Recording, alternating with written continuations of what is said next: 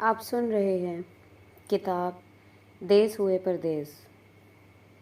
اگلے ہفتے اس نے گامی سے کچھ رقم ادھار لے کر چھوٹے رچرڈ کو فارغ کر دیا اور اپنی گٹھڑی اور ایک بیگ اٹھا کر اس کے گھر آ گیا۔ میگی نے باورچی خانے کے ساتھ جو چھوٹا سا کمرہ تھا اسٹور کے لیے، اس میں بستر لگا کر اور نئے پردے اور قالین بچھا کر برکت علی کے لیے تیار کر دیا تھا۔ پتہ نہیں ہم دونوں میں سے چھوٹا کون ہے اور بڑا کون؟ گامی کا چہرہ سرخ ہو رہا تھا۔ لیکن آج سے میں بڑا ہوں، تیرا بڑا بھائی، اور جو میں کہوں گا وہ تجھے کرنا ہوگا۔ تو ایسے ہی خوش ہے تو ایسے ہی صحیح، برکت علی نے سر جھکا کر کہا۔ میں تو ایسے ہی خوش ہوں۔ گامی کی آنکھوں میں نمی تیرنے لگی۔ رب جانتا ہے میں ایسے بہت ہی خوش ہوں۔ Hello bucket. برکت علی نے چونک کر اوپر دیکھا۔ وہ بہت مصروف تھا۔ اب اس کی ڈیوٹی پیکنگ کے شعبے میں لگ گئی تھی، جہاں کام تو آسان اور صاف ستھرا تھا، لیکن ذرا دھیان سے کرنا پڑتا تھا، کیونکہ ان کبابوں کی پیکنگ چیک کی جاتی تھی۔ اور ہاں، اب وہ جان چکا تھا ان بے مزہ گوشت کے کبابوں کو گورے ساسج کہتے تھے اور فرائی کر کے یا برگروں میں رکھ کر کھاتے تھے۔ ایک اور مسئلہ بھی ہو گیا تھا۔ اس کے ہمراہ ایک اور پاکستانی کام کرتا تھا۔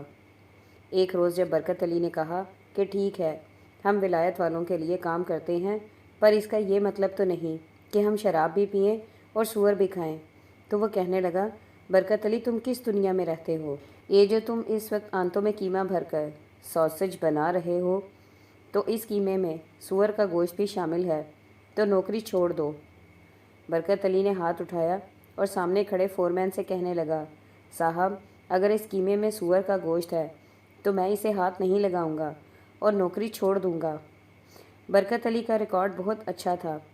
فیکٹری والوں نے اسے پیکنگ کے شعبے میں ٹرانسفر کر دیا، کیونکہ وہاں اس ساسج کو خود کار طریقوں سے پیک کیا جاتا تھا۔ بہرحال ہیلو بکٹ کی آواز پر اس نے چونک کر اوپر دیکھا تو وہی لانڈری والی لڑکی تھی۔ چل اپنا کام کر، اس نے ٹوٹی پھوٹی انگریزی میں اس سے کہا، اور میرا نام برکت علی ہے، بیکٹ نہیں۔ او واقعی بکٹ، اس نے اسے چھیڑنے کے انداز میں کہا، اور پھر قریب ہو کر اپنے کولوں کو برکت علی کے ساتھ لگا کر اسے ذرا سا دھکیلا اور ہنسی۔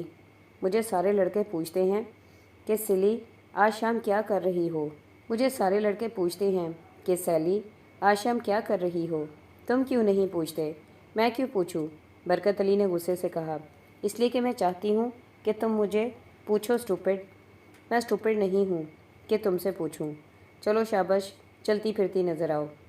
سیلی نے ناک چڑھا کر اپنے بال درست کیے۔ اچھا، تو بہت دماغ ہے تمہارا۔ یہ کہہ کر اس نے برکت علی کے برابر میں کام کرنے والے ایک انگریز لڑکے کی گردن پر ہاتھ رکھا اور اسے ایک طویل بوسہ دے کر چلی گئی۔ واو، واٹ اے کس!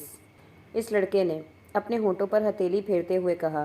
لفنگی، برکت علی نے زیر لب کہا۔ اسی شام میگی نے اسے ایک عجیب سا سوال پوچھا، تم اتنی درویشانہ زندگی کیوں بسر کرتے ہو؟ برکت علی کو یہ سوال پسند نہ آیا۔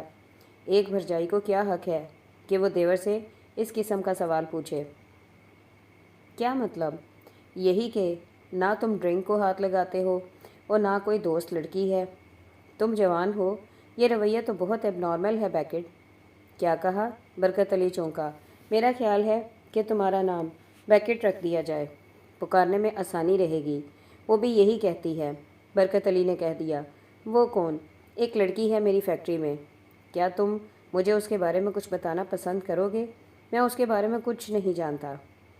تو انتظار کس بات کا ہے؟ مجھے وہ اچھی نہیں لگتی۔ ہاں، یہ تو پھر اور بات ہو گئی، لیکن یہ ایب نارمل زندگی ہے جو تم بسر کر رہے ہو ایک نوجوان کے لیے۔ لیکن تم شاید ادھر چک جوگیاں میں شادی شدہ تھے، اور تمہاری بیوی نے شاید خودکشی کر لی۔ خودکشی تو نہیں کی، اور تمہارا ایک بیٹا بھی ہے اکرم۔ گیم نے مجھے بتایا تھا۔ برکت علی کی آنکھوں میں نیند اور تھکاوٹ اتری، اور وہ میگی سے معذرت کیے بغیر اٹھا اور اپنے کمرے میں جا کر لیٹ گیا۔ میگی نے یہ کیوں کہا تھا کہ اس نے شاید خودکشی کر لی تھی؟ برکت علی، غلام علی، میگی اور ان کے ہمراہ بلبیر ایک خاموش اور الگ تھلگ زندگی بسر کر رہے تھے۔ ان کا آپس میں ربط تھا اور وہ باقی سب سے کٹے ہوئے تھے۔ ایک روز فیکٹری میں چھٹی ہوئی۔ برکت علی گیٹ سے باہر آیا تو پیچھے سے کسی نے اس کی کمر میں چٹکی بھر لی۔ اذیت سے کراہتے ہوئے اس نے پیچھے دیکھا تو سیلی چلی آ رہی تھی، کسی اور طرف دیکھتی لیکن اس کی جانب مسکراتی ہوئی۔ لفنگی، وہ زیر لب بڑبڑایا۔ اوئے جوگی اوئے۔ بلبیر اس کے ساتھ ساتھ چل رہا تھا۔ کون ہے لفنگی؟ ذرا سرداروں سے ملا دو۔ یہی سیلی جو ہے، اسے آخر آئی ہوئی ہے۔ آئی ہوئی ہے تو آنے دے۔ بلبیر کھل اٹھا۔ ان گوریوں کو اس عمر میں آخر بہت آتی ہے۔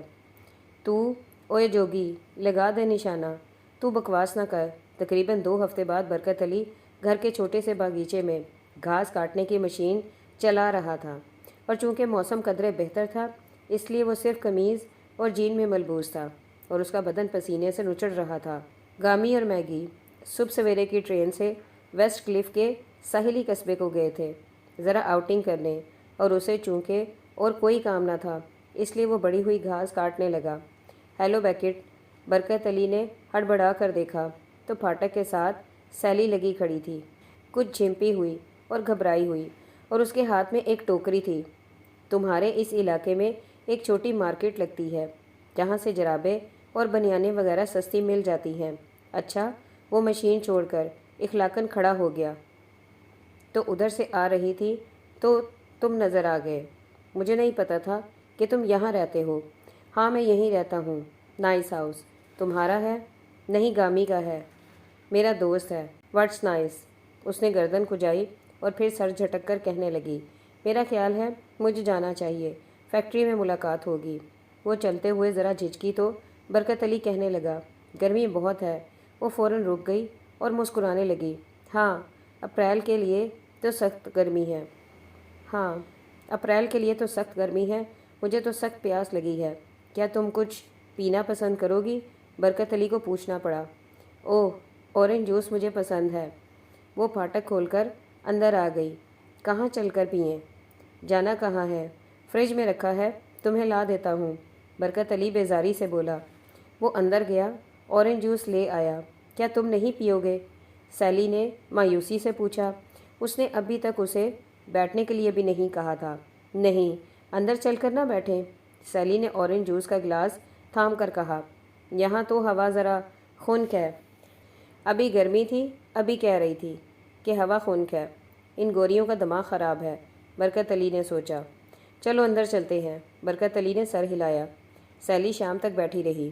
برکت علی کی مرضی تو نہیں تھی، لیکن نہ وہ اٹھی اور نہ اس نے اٹھنے کے لیے کہا۔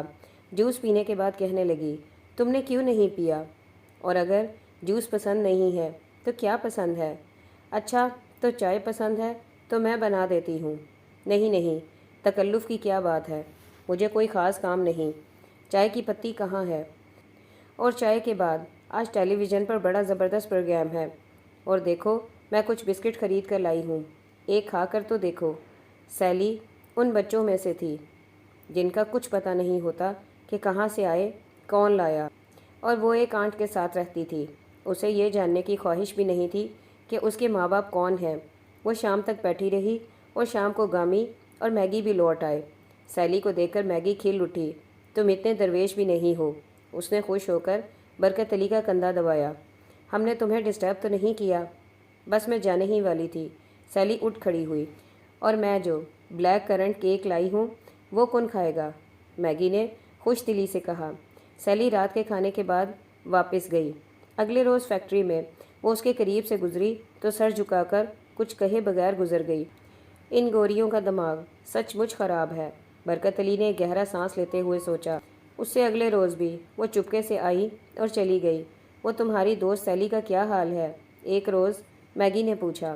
کیا پتہ، برکت علی جھلا کر بولا۔ آتی ہے اور بغیر بات کیے چلی جاتی ہے، اور تم اس سے پوچھتے تک نہیں کہ سیلی کیا حال ہے؟ اب وہ تمہاری منتیں تو نہیں کر سکتی، تمہیں اس سے بات کرنی چاہیے۔ لیکن کیوں؟ اس لیے کہ وہ تمہارے عشق میں گرفتار ہو چکی ہے، اسٹوپڈ۔ برکت علی کو جیسے کسی برفانی ندی میں غوطہ آ گیا ہو۔ اس کا بدن کانپا اور زبان جواب دے گئی۔ اس نے سر جھٹکا اور کچھ نہ کہا، خاموش رہا۔ ٹھیک 3 ماہ بعد جب فیکٹری میں گرمیوں کی چھٹیاں ہوئیں تو ایک جمعے کے روز نماز کے بعد واکنگ کی مسجد میں مولوی صاحب نے برکت علی اور سیلی کا نکاح پڑھایا۔ ہیلو بکٹ، مسجد سے نکلتے ہوئے سیلی نے کہا۔ ہیلو سلمہ، برکت علی نے مسکراتے ہوئے کہا۔ کیا؟ اگر میں برکت سے بکٹ ہوں تو تم سیلی سے سلمہ ہو۔ شام کو غلام علی نے ان کی شادی کی خوشی میں دعوت دی، جس میں واحد مہمان بلبیر کی مسرت اس کے چہرے پر، اس کی داڑھی پر لکھی تھی، اور وہ ایک خاص ترنگ میں تھا۔ کھانا کھاتے ہوئے وہ یک لخت رکتا اور نعرہ لگاتا، اوئے جوگی اوئے، نشانہ لگا دے۔ غلام علی اپنے دوست کو دیکھتا چلا جا رہا تھا، اور میگی ایک بزرگ کی طرح سب کو ڈانٹ ڈپٹ کر کھانا کھلا رہی تھی۔ یہ طے پا چکا تھا کہ ایک کرایہ دار کو فارغ کر کے وہ کمرہ برکت علی اور سیلی کو دے دیا جائے، اور اب میگی اس کمرے کی نوک پلک سنوارنے میں مصروف تھی، اور سیلی پلنگ پر آلتی پالتی مارے بیٹھی تھی۔ یہ تمہارا گیم اور میرا بیکٹ کیا چیز ہے میگی؟ میگی نے یہ فقرہ اطمینان سے سنا، حیرت ظاہر نہیں کی، اور آرام سے کہنے لگی، یہ کچھ مختلف ہیں، کچھ بہت چپ رہنے والے اور اداس۔ ان کی مشرکیت جاری سمجھ میں نہیں آ سکتی، لیکن میں تمہیں ایک بات بتا دوں سیلی، یہ بہت محبت کرنے والے لوگ ہیں، یہ درویشوں کی طرح محبت کرتے ہیں۔ یہ تمہارا تجربہ ہے، سیلی کہنے لگی، مجھے تو اپنے درویش کا پیچھا کرنا پڑا ہے، اور تب وہ قابو میں آیا ہے۔ اور میگی، تم نے بھی میری مدد کی۔ میری شکل و صورت بھی اتنی اچھی نہیں، میگی ایک تکیے کو تھپکتے ہوئے کہنے لگی، اور کچھ زیادہ پڑھی لکھی بھی نہیں۔ میرا باپ کھیتوں میں کام کرنے والا مزدور تھا اور شرابی تھا۔ میری ماں کو مارتا تھا کیونکہ وہ بھی نشے کی عادی ہو چکی تھی۔ وہاں سے یہ عادت مجھ تک آئی۔ تمہیں پتہ ہے سیلی، میں لوگوں سے پیسے مانگ مانگ کر بیئر پیتی تھی اور ہر ایک کے ساتھ سو جاتی تھی۔ پھر گیم آ گیا، خوش قسمتی کے ایک ستارے کی طرح۔ اس نے مجھے عزت دی، محبت دی، اور اس کے باوجود کہ میں بچہ پیدا نہیں کر سکتی، وہ مجھے کبھی نہیں چھوڑے گا، کیونکہ اس کے اندر اتنی زیادہ نیکی ہے کہ انگلینڈ کے تمام مردوں میں بھی نہیں ہوگی۔ تم واقعی خوش قسمت ہو میگی۔ ہاں میں ہوں، اور تم بھی ہو، کیونکہ یہ برکت بیکٹ بھی گیم کی کاپی ہے، ایک جیسے ہیں۔ تم اگر ٹھیک نہیں تو یہ تمہیں کبھی نہیں چھوڑے گا۔ نیچے کمرے میں گامی اور برکت علی ابھی تک اپنے سوٹوں میں ملبوس بیٹھے تھے۔ وہ چپ بیٹھے تھے۔ کوئی بات کرو، گامی بولا۔ میں نے اگر باتیں شروع کر دی تو ختم نہیں ہوں گی۔ برکت علی کی نظریں قالین پر جمی تھیں۔ ہم کہاں تھے اور کہاں آ گئے؟ ہم کیا تھے اور اب کیا ہیں؟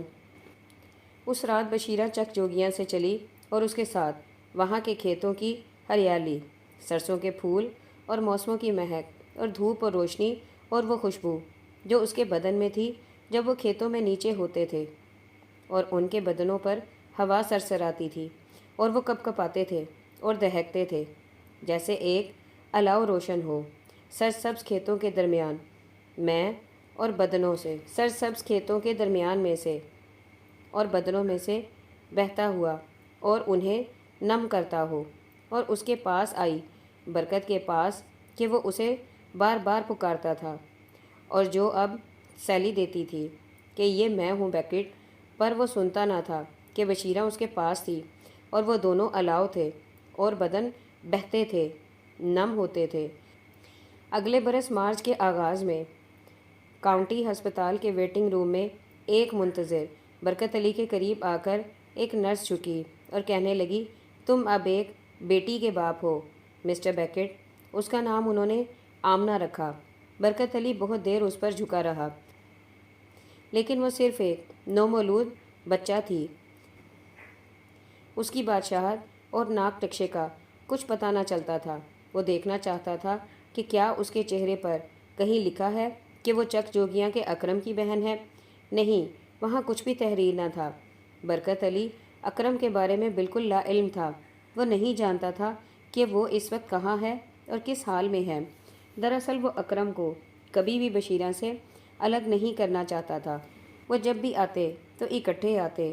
تھانے کے اندر گامی نے اسے بتایا کہ بشیرہ مر چکی ہے، تو اس لمحے کے بعد اکرم بھی اس کے لیے مر گیا۔ وہ بھی اس کے ساتھ ہی چلا گیا۔ وہ اس کا بیٹا تھا، لیکن اسے جنم دینے والی کے حوالے سے اس کا بیٹا تھا۔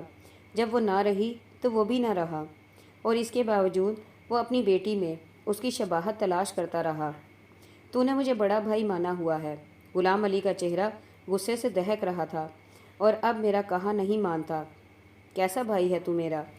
اس میں ناراض ہونے والی تو کوئی بات نہیں بھائی غلام علی۔ دراصل سیلی نے کہا کہ… سیلی کی تو میں… غلام علی پھٹ پڑا۔ سیلی کون ہوتی ہے بھائیوں کے درمیان آنے والی؟ گیم؟ میگی نے اس کے کندھوں پر ہاتھ رکھا۔ اس میں سیلی کا کوئی قصور نہیں، اسی کا قصور ہے۔ غلام علی گرجا۔ اچھی بھرجائی ہے، بھائی کو بھائی کے خلاف کرتی ہے۔ گامی بیٹھ آرام سے۔ برکت علی نے یکدم بلند آواز میں کہا، بیٹھ جا، میں کہتا ہوں۔ بیٹھتا ہے کہ نہیں؟ برکت علی تیزی سے اس کی طرف بڑھا اور غلام علی فوراً بیٹھ گیا، کیونکہ وہ اس کے غصے کو جانتا تھا۔ میری بات سن، یہ کوئی برائی نہیں اگر سیلی کہتی ہے کہ ہمارا ایک الگ گھر ہونا چاہیے۔ میں جب سے ولایت آیا ہوں تو تمہارے پاس ہوں، تم نے آج تک مجھ سے کرائے کا ایک پیسہ نہیں لیا۔ پھر وہی بات غیروں والی، غلام علی نے اٹھتے ہوئے کہا، لیکن کچھ سوچ کر پھر بیٹھ گیا۔ اب خیر سے آمنہ بھی ہے، ہم دونوں کام پر چلے جاتے ہیں، اور بھابھی میگی آمنہ کا خیال رکھتی تھی، نہیں تو احسان کرتی تھی۔ اس میں کون سی بات ہے جتانے والی؟ غلام علی میری بات سن لے۔ اب یہ ہے کہ ہم نے ڈاؤن پیمنٹ کر دی ہے، مکان ذرا بڑا ہے، 7 کمرے ہیں، ہم اگر 2 رکھ لیں اور باقی کرائے پر اٹھا دیں تو آسانی سے قسطیں بھی پوری ہوتی جائیں گی اور 4 پیسے بھی بچ جائیں گے۔ اور آخری بات یہ کہ دکان اس کے ساتھ ہے، سٹور کھولنا ہے۔ ہاں، برکت علی نے سر ہلایا۔ سیلی کہتی ہے کہ سٹور؟ ایک تو تم بیوی کے غلام ہو گئے ہو۔ تم نہیں ہوئے، برکت علی مسکرایا۔ اس مہنگی کے غلام؟ دیکھو تو ہمیں اجازت دے دے، تیری اجازت کے بغیر ہم اس گھر سے نہیں جائیں گے۔ میگی کھڑی مسکراتی رہی۔ اسے عادت ہو چکی تھی اس قسم کے جھگڑے اور تماشے دیکھنے کی۔ یہ ایشیائی جب جھگڑتے تھے تو یوں لگتا تھا کہ ایک دوسرے کو قتل کر دیں گے، لیکن ایسا ہوتا نہیں تھا، اور وہ بھی چاہتی تھی کہ برکت علی اور سیلی ان کے ساتھ رہیں، لیکن اسے معلوم تھا کہ ایک الگ اور اپنے گھر کی خواہش کیا ہوتی ہے، اور ہم یہاں کیا کریں گے آمنہ کے بغیر۔ غلام علی نے سر جھکا کر کہا، تم بے شک ویکنڈ پر آمنہ کو اپنے پاس لے آنا، میرا وعدہ۔ اپنی اولاد کون دیتا ہے؟ غلام علی نے بجھتے ہوئے کہا، تو خوش رہ اور گھر بنا اپنا۔ میں نور دین کا پوترا نہیں جو اپنی آمنہ کو تیرے حوالے نہ کروں۔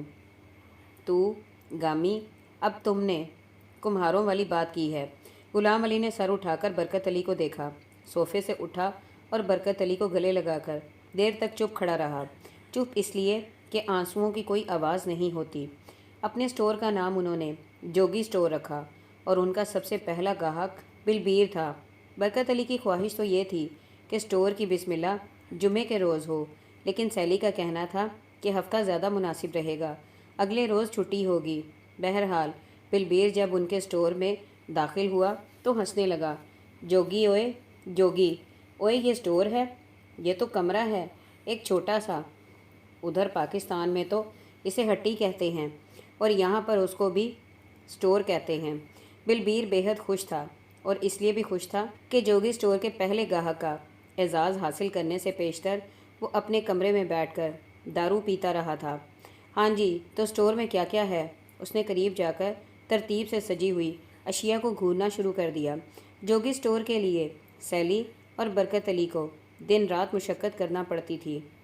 وہ گھر جو انہوں نے خریدا تھا اور یہ دکان مدتوں سے ویران پڑے تھے۔ کاؤنٹی کا منصوبہ تھا کہ یہاں پرانے گھر مسمار کر کے فلیٹس تعمیر کیے جائیں، اور پھر یہ منصوبہ کسی وجہ سے کھٹائی میں پڑ گیا، اسی لیے یہاں جائیداد کی قیمت بہت کم تھی۔ اکثر گھر ابھی تک ویران پڑے تھے، تو اپنے گھر کو رہنے کے قابل بنانے کے لیے انہیں دن رات ایک کرنا پڑا۔ وال پیپر تبدیل کیے، الماریاں پینٹ کی، فرشوں کی مرمت اور پالش، پورے گھر کے لیے پلنگ اور میز کرسیاں۔ بلبیر، غلام علی اور میگی بھی فارغ ہو کر ان کے ہاں آ جاتے اور کام میں جت جاتے۔ جوگی سٹور کے لیے ان کے پاس زیادہ رقم نہ تھی، بینک سے تھوڑا سا قرضہ مل گیا، اور بلبیر اور غلام علی نے بھی اپنی کل جمع پونجی برکت علی کے آگے رکھ دی کہ جب ہو سکا لوٹا دینا، ورنہ خیر ہے۔ اور اب بلبیر جوگی سٹور میں کرینے سے سجی اشیاء کو جھک جھک کر دیکھ رہا تھا۔ اس نے ایک شاپنگ باسکٹ اٹھائی اور اس میں چیزیں ڈالنے لگا، دودھ کے پیکٹ، چاکلیٹ، ٹین بند خوراک، ڈبل روٹیاں، پنیر، وال پوائنٹ، جو کچھ سامنے آتا وہ اپنی ٹوکری میں ڈالتا جاتا۔ سیلی جب کاؤنٹنگ مشین پر بل بنانے لگی تو مسکرا کر کہنے لگی، بلی، تم لپسٹک اور لیڈیز کی جرابوں کا کیا کرو گے؟ جرابیں تو میں خود پہن لوں گا۔ بلبیر ہنسنے لگا، اور لپسٹک کسی گرل فرینڈ کو دے دوں گا تحفے میں۔ برکت علی اب ضبط نہ کر سکا اور آگے آیا، تم بندے کے پتر بنو بلبیر، مجھے پتہ ہے تمہیں ان چیزوں کی کوئی ضرورت نہیں۔ چل اوئے چل مسلیا، تمہیں کیا پتہ کہ مجھے کیا چاہیے اور کیا نہیں چاہیے؟ مجھے سکھ سمجھتے ہو؟ بلبیر نے اپنے پورے ہفتے کی تنخواہ جوگی اسٹور کے پہلے گاہک کے طور پر خرچ کر دی اور سامان اٹھا کر مسکراتا ہوا قدرے جھومتا ہوا باہر چلا گیا۔ بلبیر جیسے دوست ہم کتنے خوش قسمت ہیں، سیلی نے برکت علی کا بازو تھام کر کہا۔ دروازے کے ساتھ بندی گھنٹی بجی اور ایک عمر رسیدہ انگریز خاتون نے اندر جھانکا۔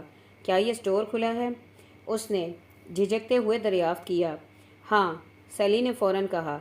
آہو، برکت علی کے منہ سے نکل گیا۔ وہ دراصل جوگی اسٹور کی پہلی گاہک تھی، اور پھر وہ دروازہ کھلتا اور بند ہوتا رہا۔ آمنہ اسٹور کے بالکل برابر والے کمرے میں ہوتی اور ان دونوں میں سے کوئی ایک اس کے پاس موجود رہتا، آرام کرتا، کچھ کھاتا پیتا اور اگلے حصے میں آ کر کاؤنٹر پر کھڑا ہو جاتا۔ بلبیر کو انہوں نے اپنے گھر میں بلا لیا تھا اور کرایہ داروں کا انتظام اس کے سپرد تھا۔ اسٹور کی پہلی سالگرہ پر انہوں نے پہلی سیلز گرل بھرتی کی، کیونکہ انہیں سر کھجانے کی فرصت نہیں ملتی تھی۔ اگلے برس انہوں نے پچھلے کمرے کو اسٹور میں شامل کر کے اسے وسیع کر لیا اور اسٹور کا نام بدل کر اسے جوگی اینڈ سیلی اسٹور کر دیا۔ اسٹور کا کام بہت مشکل تھا۔ ہزاروں اشیاء میں سے کوئی ایک شے اتفاقاً موجود نہ ہو تو گاہک کہتا کہ اس اسٹور کا کیا فائدہ جہاں سے نیلے رنگ کا بٹن بھی نہیں مل سکتا۔ اس لیے یہ 24 گھنٹے کی ڈیوٹی ہوتی ہے۔ غلام علی اکثر شکایت کرتا کہ بکو، تجھے کیا ہو گیا ہے؟ تجھ میں یہ پیسے کی ہوس کہاں سے آ گئی؟ اور برکت علی کہتا، گامی، یہاں ولایت میں کام کرنے کا عجیب چکر ہے۔ بس بندہ کام کرتا چلا جاتا ہے اور ہفتے میں ایک روز اسے پتہ چلتا ہے کہ وہ زندہ ہے، ورنہ وہ تو مردہ ہوتا ہے۔ باقی 6 روز یہ پیسے کی ہوس نہیں، بس میں پھیر میں آ گیا ہوں اور رک نہیں سکتا اور چلتا رہتا ہوں۔ ایک روز شام ڈھلے بلبیر آ گیا۔ اس نے نیلے رنگ کا ایک بہت پرکشش سوٹ پہن رکھا تھا اور اس کی پگڑی بھی بہت سلیقے سے بندھی ہوئی تھی۔ اس نے حسب سابق برکت علی کو دیکھ کر جوگی اوئے جوگی کا نعرہ نہیں لگایا، بلکہ دانت بھینچ کر بڑی متانت سے کہنے لگا، یار جوگی، تو نے میرے ساتھ چلنا ہے 1-2 گھنٹے کے لیے؟ مجھے تو مرنے کی فرصت نہیں۔ برکت علی بیک وقت 2-3 گاہکوں کو بھگتا رہا تھا اور اس کے ماتھے پر پسینہ چمک رہا تھا۔ نہیں نا، فرصت نکالنی پڑے گی، جلدی آ جائیں گے، میں نہیں آ سکتا۔ برکت علی نے ذرا درشتگی سے کہا۔ نہیں آ سکتا؟ بلبیر پہلے حیران ہوا اور پھر دانت پیستا ہوا اور گاہکوں کو دھکیلتا ہوا کاؤنٹر تک جا پہنچا۔ کیوں نہیں آ سکتا؟ اس نے برکت علی کو باقاعدہ گریبان سے پکڑا اور اس سے پیشتر کہ وہ کچھ کہتا یا کرتا اسے کھینچتا ہوا اسٹور سے باہر لے آیا۔ بلبیریا، تیرا دماغ خراب ہے؟ برکت علی گریبان چھڑاتے ہوئے گرجا۔ اوئے آہو، بلبیر نے کہکہا لگا کر کہا، میرا آج بیاہ ہے سردار ستونت سنگھ کی بیٹی کے ساتھ۔ ہیں؟ تیرا بیاہ؟ تو نے پہلے کیوں نہیں بتایا؟ مجھے پہلے پتہ ہی نہیں تھا۔ بلبیر کہکہا لگاتا ہوا رک گیا اور پھر بڑی متانت سے کہنے لگا، مجھے واقعی پہلے پتہ نہ تھا۔ تجھے پتہ ہے نا، سردار ستونت سنگھ کا ورلڈ وار کے بعد ادھر آیا تھا، بڑا سخت سکھ ہے، اپنی بیٹیوں کو ولایت کی ہوا نہیں لگنے دی، گھر میں بالکل بند کر کے رکھا ہے۔ اسکول جاتا تھا خود اور باہر بیٹھا رہتا تھا کار میں۔ تو ایک دن نار میں ان کے گھر گیا کسی کام سے، تو میں نے اسے دیکھ لیا اور سردار ستونت سنگھ نے بھی دیکھ لیا کہ میں نے اسے دیکھ لیا ہے۔ تو بس یہ کوئی 6 ماہ پہلے کی بات ہے۔ کل میں نے سردار جی کے قدموں میں اپنی پگڑی رکھ دی کہ باپو، میرا تو آگے پیچھے کوئی نہیں، مجھے اپنی غلامی میں لے لو۔ سردار کہنے لگا، مجھے یہ حرکتیں پسند نہیں ہیں، اٹھا اپنی پگڑی اور مجھے غلام نہیں بیٹا چاہیے۔ کل آ جانا ساؤتھ ہال کے گردوارے اپنے یاروں کے ساتھ۔ تو برکت علی، چل میرے ساتھ۔ بلبیر سنگھ کا اس رات رتنا کورے سے بیاہ ہوا اور گردوارے کی خاموشی میں برکت علی بلبیر کے قریب ہو کر بولا، اوئے لا دے نشانہ۔ اس پر بلبیر نے غصے سے دانت پیسے اور پھر مسکرانے لگا۔ برکت علی اسٹور میں واپس آیا تو سیلی کا پارا چڑھا ہوا تھا۔ میرا خیال ہے کہ تمہیں مجھے بتا کر جانا چاہیے تھا کہ کہاں جا رہے ہو۔ بلبیر کی شادی میں شریک ہونے کے لیے گیا تھا، وہ اطمینان سے بولا۔ واقعی؟ سیلی کا منہ حیرت سے کھل گیا۔ ہاں واقعی۔ فرید کی پیدائش کے ساتھ ہی جوگی اور سیلی اسٹور کی پہلی برانچ کا افتتاح ہوا۔ برکت علی اور سیلی اب الگ الگ دونوں اسٹورز میں بیٹھتے اور صرف حساب کتاب کا کام ان کے ذمے تھا اور باقی سب کچھ سیلز گرلز کے ذمے تھا، جن کی تعداد اب 1 درجن سے زیادہ ہو چکی تھی۔ ویکنڈ پر غلام علی اور میگی آتے اور دونوں بچوں کو اپنے ساتھ لے جاتے۔ سیلی اور برکت علی سارا دن پردے گرا کر سوتے رہتے۔ انہی دنوں بلبیر کے ہاں لڑکی پیدا ہوئی۔ برکت علی نے ایک بار کہا تھا کہ چوہا سیدن شاہ ایک قصبہ ہے جس میں لوگوں سے زیادہ سور رہتے ہیں۔ اس روز بلبیر نے کہا تھا کہ اگر میرے ہاں بیٹی پیدا ہوئی تو میں اس کا نام مورا رکھوں گا، اور اس نے یہی نام رکھا۔ مورا کی پیدائش پر بلبیر سنگھ نے اپنی مونچھیں نیچی کر لیں اور دارو پینا کم کر دیا۔ وہ سب اپنے آپ میں مگن تھے، اپنے اپنے کاموں میں مگن تھے۔